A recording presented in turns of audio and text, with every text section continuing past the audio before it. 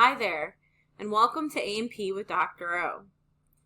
It's time for us now to move on to the supporting connective tissues. These are cartilage, and we're going to look at 3 different types of cartilage, and then also bone. We know that connective tissues are going to be specialized cells, and those specialized cells are going to be found in a matrix. And there's also going to be extracellular protein fibers that are going to be present as well. Again, most of the connective tissue is the matrix. And so we will note that as we look at these supporting connective tissues. And of course, we're always going to be on the hunt for those specialized cells. Hyaline cartilage is our first cartilage that we're going to take a look at. The matrix is more of a firm gel-like matrix, and the cells are going to be found in structures known as lacunae, and lacunae means lake. These are going to be little lake-like structures that contain the cells, and cartilage cells are known as chondrocytes. How can we find the cartilage? Well, we know it's not epithelial tissue. Here is our apical free space over here. That means that this right here has to be our epithelium, and indeed it is. This is actually pseudostratified ciliated columnar epithelium because we are looking at the trachea. That's one of the locations of hyaline cartilage. And then we know that deep to the epithelium is going to be our connective tissue.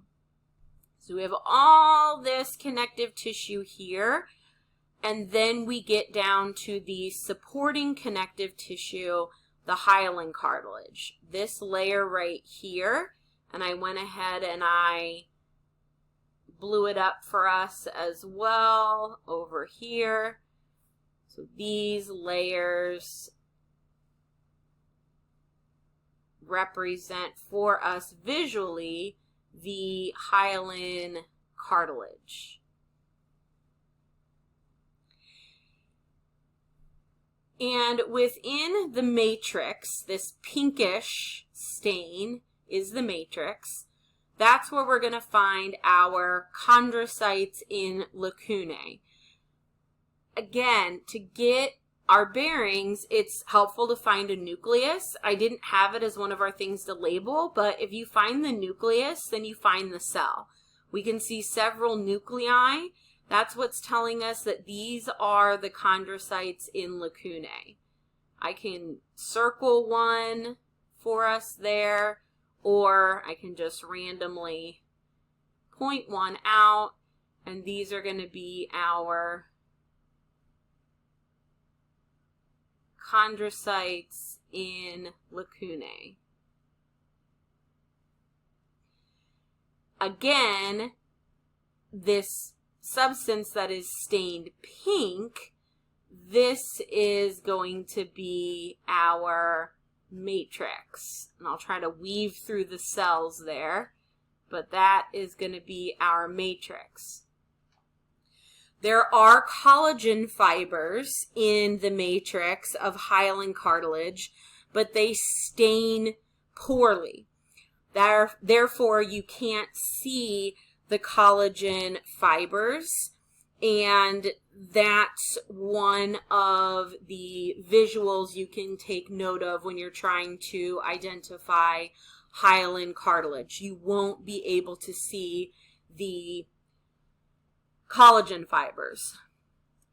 Also, if you look at the chondrocytes here, I'll kind of circle our chondrocytes. They are going to be evenly distributed. So they're going to have an even distribution. of chondrocytes.